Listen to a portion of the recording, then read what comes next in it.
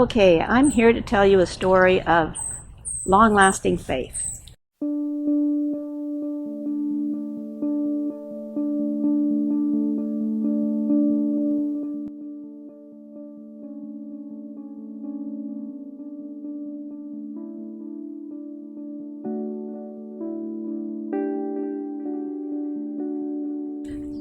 I grew up in the First Christian Church in Stockton, California, all the way from elementary school through high school, and decided to come to Chapman College as it was our church college.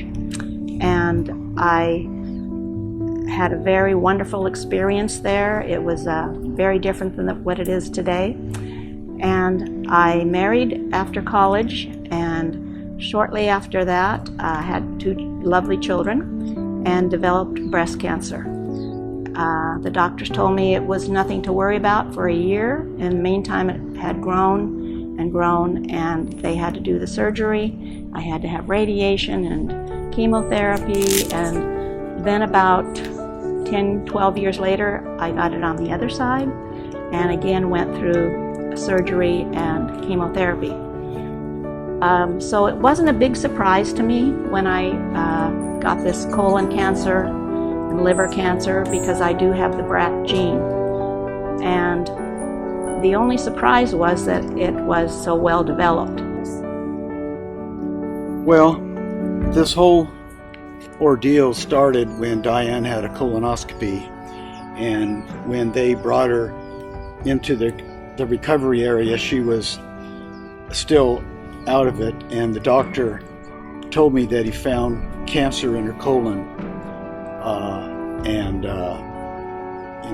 From that moment on, it was devastating to me. It's been a tough year going through this, because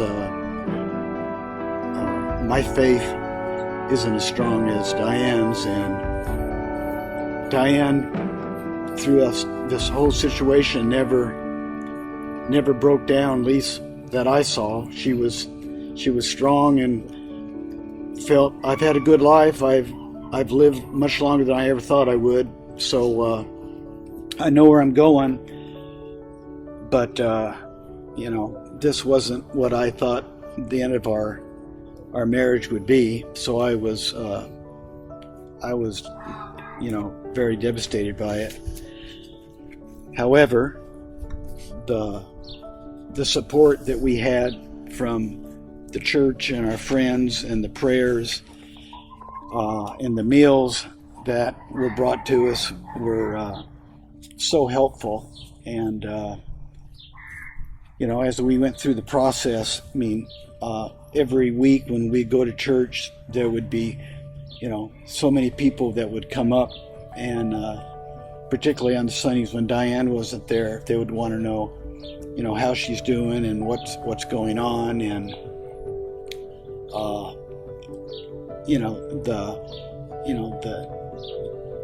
they talk about the church family, and the church family was so wonderful. Everybody was so concerned, and that was very comforting to me. And particularly when Diane was in the hospital, and that was very tough on both of us, because of the coronavirus. I was not able to be there with her, and she was there all by herself, which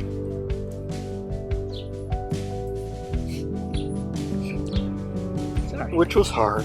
It was hard for both of us. But the surgery went well, and we have 3 more months of chemo, which I know neither one of us are looking forward to, but hopefully after this next round of chemo, they'll do another PET scan, and hopefully it'll show that there's no cancer. The surgeon said that the cancer is gone, that he was able to eradicate it from my colon and my liver by taking half the liver out and then radiating the other half where it was. My oncologist is a Hindu from India, And oddly enough, I have been to Hyderabad, which is her city in India, and I've been there, so we have that in common, and I am trying to witness to her. And then my surgeon is an Egyptian, very handsome fellow, as I've shared with all my Bible study girls. And he, I don't believe, is a believer. And he was very shocked at how soon I was able to recover. And he said, "You must be very strong and very healthy." And I said, "No, I have a great many people all over the world praying for me. And I have a strong faith in Jesus Christ as my Lord. And I know that he has made this surgery go so well." And I'm trying also to witness to him because I think he needs to hear the word of the Lord as well. So I'm hoping that God is going to use this experience for me to be an evangelist. I have the support of my wonderful husband and my family and our friends at church who have made this such an easy and wonderful experience. Everybody has been so loving and kind and faithful to stand by us from Trinity. Fed Gavin while I was in the hospital and brought wonderful meals to him, and then fed us both when I came home from the hospital.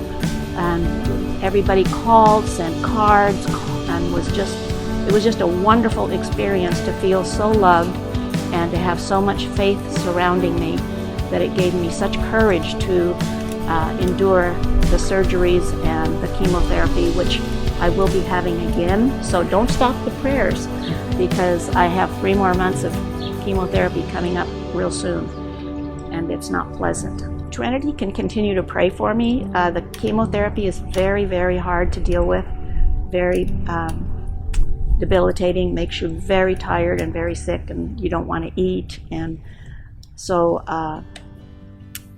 just that they will pray for Gavin and I to have the strength to do 3 more months of this. And that's what we need. So thank you in advance. My faith has always been very strong. I know that when the Lord is ready to take me, that he will, and I'll be going home, and it'll be a wonderful experience. I'm not afraid of dying, so that doesn't hold any fear for me. I look forward to it at this age, 77 next week.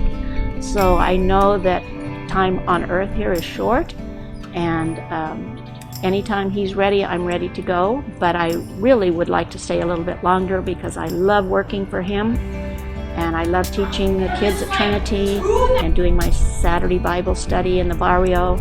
I love the people that go to Trinity and their families. It's a wonderful place to worship. Eric's a wonderful pastor, and I love his family. And I just hope that I'll be able to stay a little longer and see the kids that I teach grow up and be wonderful Christians serving the Lord. But I have so much appreciated, and so has Gavin, the love that has been shown to us by our church family, Trinity of OC. You people are really the cat's meow, and I want to thank you over the top. I just want to say, thank you so much to the church for the love and support that they gave us throughout this whole situation. It's very much appreciated.